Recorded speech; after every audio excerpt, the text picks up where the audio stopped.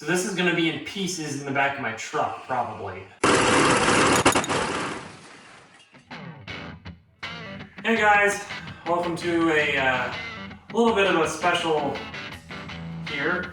I've been scouring through Craigslist and Facebook Marketplace and whatever other online sites that sell things, and trying to find parts for our current project, which is in pieces over there. But I stumbled upon a 1983 Big Red. I believe it's just called a 200. I don't think there's any special model numbers after it. If I'm wrong, let me know. But this thing was a steal. So I'm going to tear it apart. It's going to be used solely as a parts bike. I'm going to take the next hour or so and pretty much just tear this thing down to bare bones, because I don't have enough space to keep this one in the garage and this one in the garage. This is going to be in pieces in the back of my truck, probably. I haven't really figured out where to go with that. On first inspection, you can see that a lot of these connectors, I don't know if you can see it here, but they're really sun damaged. A lot of this wiring is just completely sun-baked. So I'm glad I'm not having to use this wire harness as my primary harness, and I'll just be using it for parts. These shrouds are just completely cracked and falling apart. This one's okay, but this one's under the seat most of the time, so it doesn't see a whole lot of sun. But a lot of spots in this wire harness are pretty much gone. These are falling apart. This is completely crusted out. These are gone, at least the covers for them are gone. And the front end's okay. So I think everything's intact and this bike could still work properly. Here's one that's all messed up. It's kind of crusted out. But I don't trust it, so I'm gonna be using it for spare wires and whatnot. Maybe do a little bit of dissection so I can make a bench test to see if I can get the spark on that engine to work. But for starters, I'm gonna start pulling components off and testing them, seeing if they work.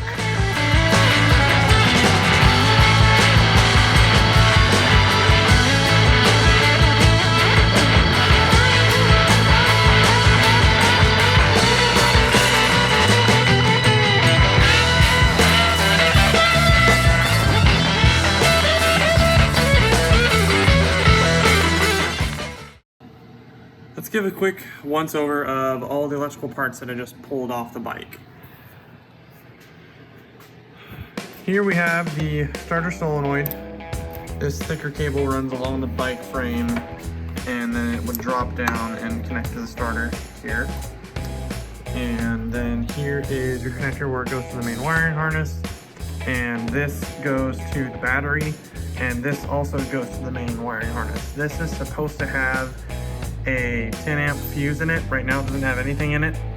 So I think someone was trying to diagnose why it wasn't getting any spark, which is why part of this harness was disconnected.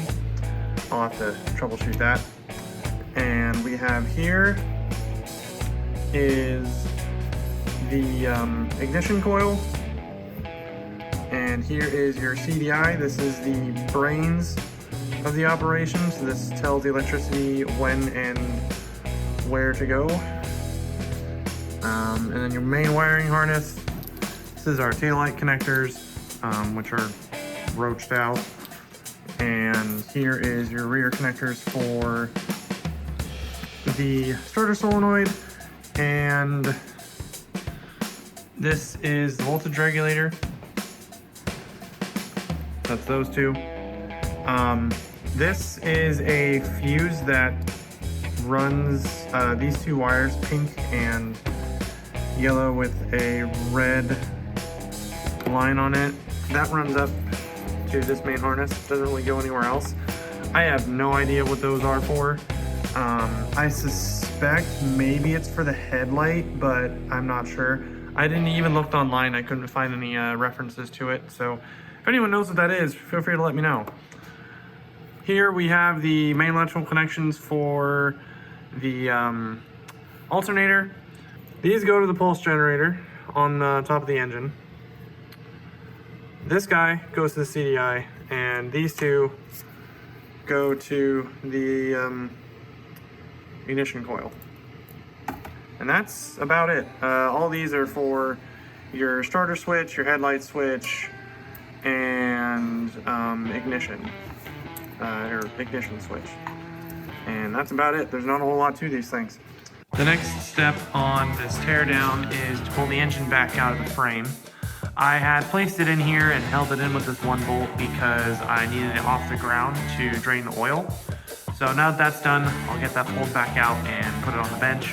And then I'm gonna work from the rear of the bike forward and start pulling parts off. So that's the bearing and axle carrier, that's the air box, the carburetor, and the front end. Now, I am going to be keeping this installed, or at least the fork itself. I'll be pulling this cover off because I don't have a front fork bearing kit right now.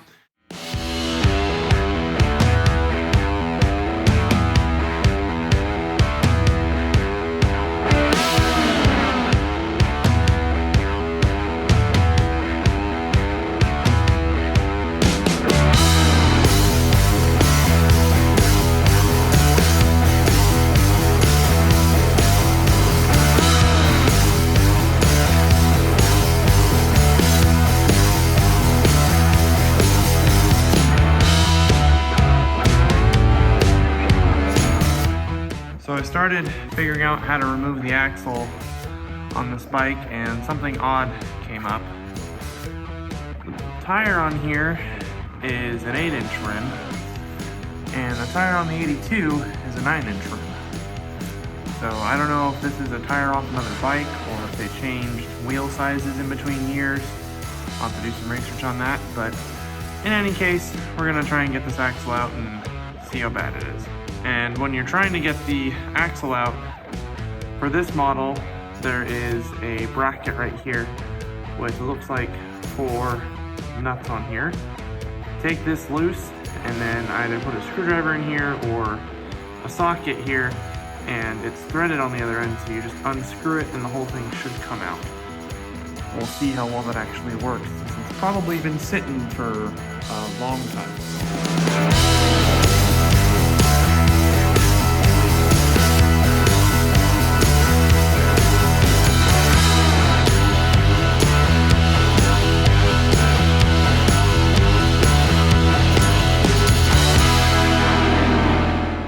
Someone has definitely been doing some work on this bike before me, because if you see, all these 3 nuts are in good condition, and this one, which is the one that my socket got stuck on, is completely stripped.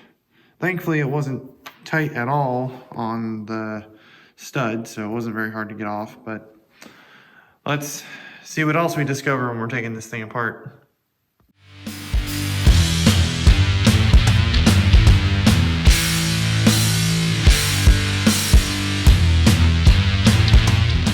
Was pretty self-explanatory.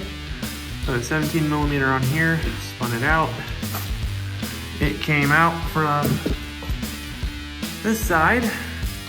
Had to get the stud out, the alignment stud from here, and now the axle's free. So I'm gonna go ahead and pull these 2 pieces apart. I got my handy-dandy counterbalance set up there.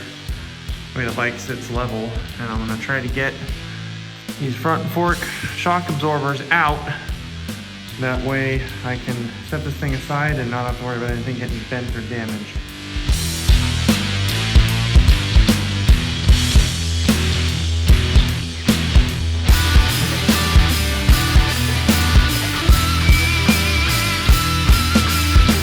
I will admit, I did this a little bit backwards.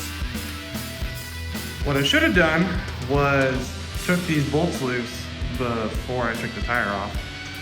But here I am dealing with my own consequences.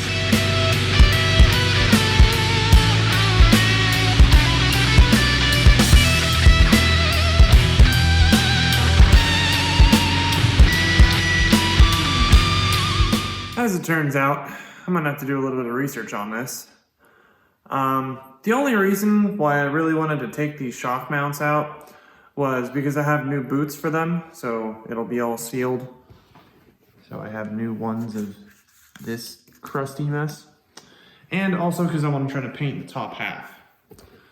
But right now, I don't want to ruin anything on the shocks or force anything. So I'm hoping that there's some notes in the maintenance manual of how to rebuild these shocks. Maybe it shows how to take them off. Not quite sure yet. But I'm hoping it's not brute force because I really don't want to break anything. But with that said, looks like I got everything out that I need to right now. I'm going to go ahead and take that top, the handlebar mount on top off. Surprise number 1! Went to try to figure out what size bolt I need for this, and it's already loose. And as it turns out, yeah, that's not threads. Looks like someone siliconed it on. That is perfectly smooth. You can see remnants of threads right there, but yeah, the top of this is shot, but hopefully I can do the same thing the last guy did, maybe, and just use some good old RTV. I'll add it to the list of things to fix.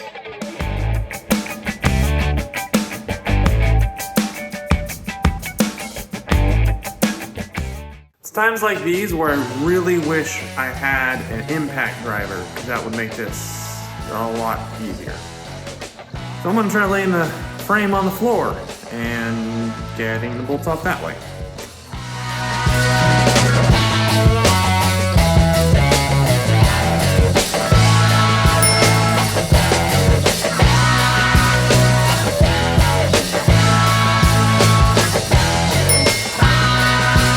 Leverage is king in this situation, and thankfully I was finally able to get those 2 bolts out. After that, I got the handlebar mounts cracked loose and removed them, and then finally moved on to the skid plate.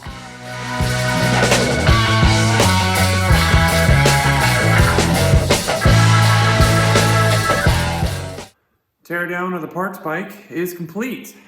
So I got everything off except for the front fork. That's going to be staying on for now, like I mentioned earlier.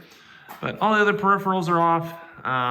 This thing's disgusting, but it's definitely in a lot better shape than the other frame. It's got some surface rust, but nothing that's eating away at the metal too bad.